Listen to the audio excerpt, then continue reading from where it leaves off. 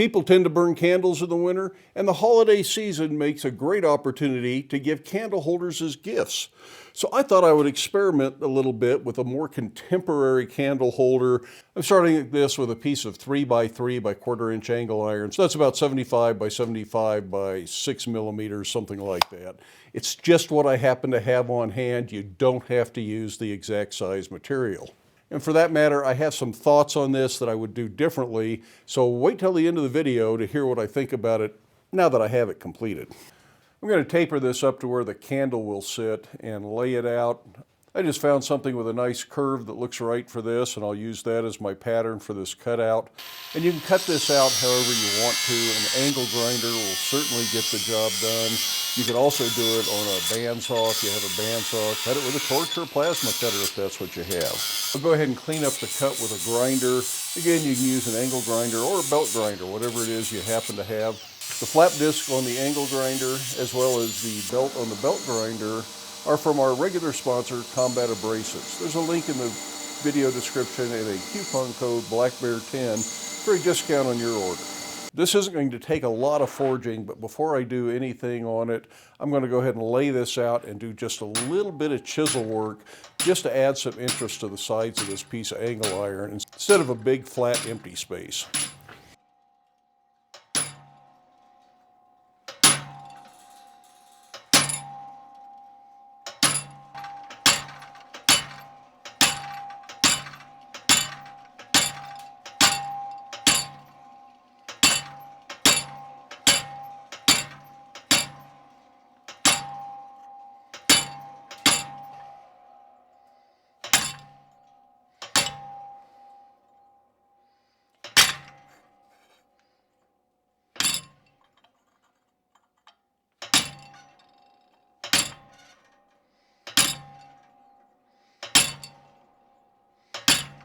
Okay, now it's time to do a little bit of forging on this, but all I'm really going to do is upset the top and the bottom a little bit, give it a little bit more character. For upsetting the base just a little bit, I think I'll do that in the vise, and then we'll work at the anvil to do this curved part.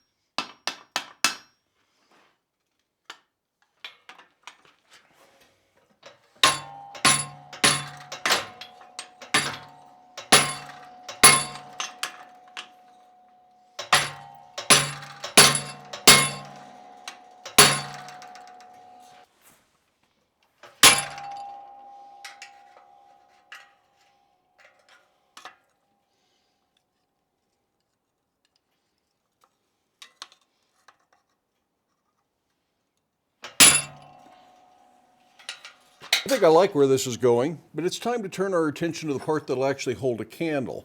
That's going to be this piece of square plate, and then we'll put a candle cup on top of that. I think I want to start this by chiseling a line all the way around the edge, just to give it some definition. Then I'm going to offset the edge to kind of go with what we've been doing so far. That provides just enough dish that I think it'll catch any wax that drips down onto this.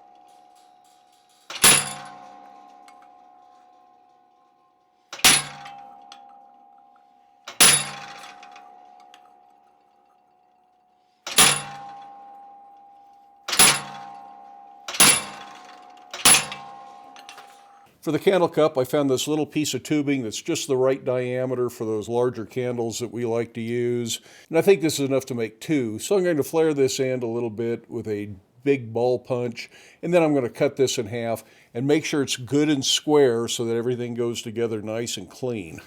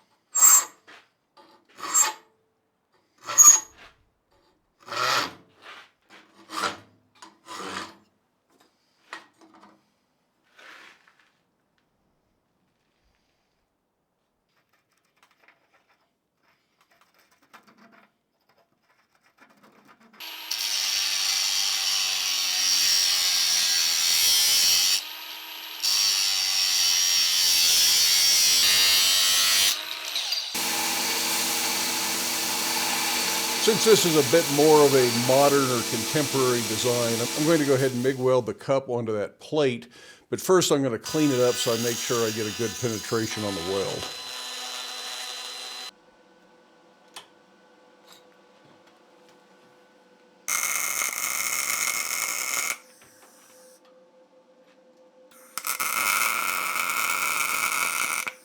Then we'll weld the plate onto the stem for the base. If this was a smaller candle size, it might be tough to get in there and weld, so you might have to come up with another idea.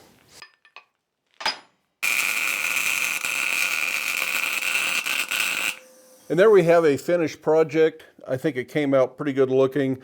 I wish my chisel lines had been a little bit cleaner. I think my pencil lines were better than the chisel lines came out. But doing curves, whether it's with a pencil, a chisel, or at the anvil, has always been one of my great nemesis nemesis, maybe it's, you know what I'm talking about. It's always been one of the things I have trouble with. I really like the pine tar finish on the church door handle. I put that on full thickness. It was thick and goopy. Put it in the toaster oven at 350 for 2 hours. Let it sit overnight. Came back the next day. It was still just a little bit tacky, so I put it back in at 200 for another 2 hours. And it is hard as a rock. It's a really nice finish. So I'm going to go ahead and do that to this. And hopefully we'll have some pictures of the completed project coming right up. Okay, I'm back from the future, and while I've been editing this and have this sitting next to the computer looking at it, I have a few thoughts on this that I'd like to share. For one thing, aesthetically, I don't think the little bit of chiseled scroll work really goes with this piece. I think some straight lines chiseled in the angle iron to make a border around the sides and the bottom probably would have looked better than the scroll work, but I'm not sure it needs anything. This is kind of a contemporary angular piece, and the curving flowing lines just don't really suit it, in my eye anyways. If you like it, that's completely up to you.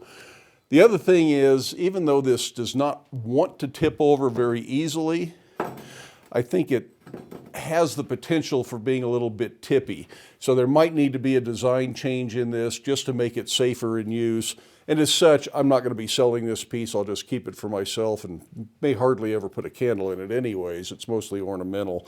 But I'm wondering about putting in a piece of maybe 1/2-inch plate back in here where it doesn't show from the front, but would add quite a bit of counterweight to this. Heck, you could even go 1 inch and it would be super heavy that way. And then there's little chance that it would ever want to tip over. And I also think it would look better with a skinnier candle. I think a 3/4 inch candle instead of the 1 1/4 inch candle probably would have looked better on this. Or go all the way up to a much bigger candle and put a pillar candle on. But then it would even be tippier than it is now, so I'm not sure if that's really the right thing. Anyways, in general, I like the idea. I think I'm going to explore this some more in the future and try some of these other things out and see what I end up with. In the meantime, I hope you have time in your day to get out to your shop, make something, but stay safe, wear your safety glasses. We'll see you for the next video.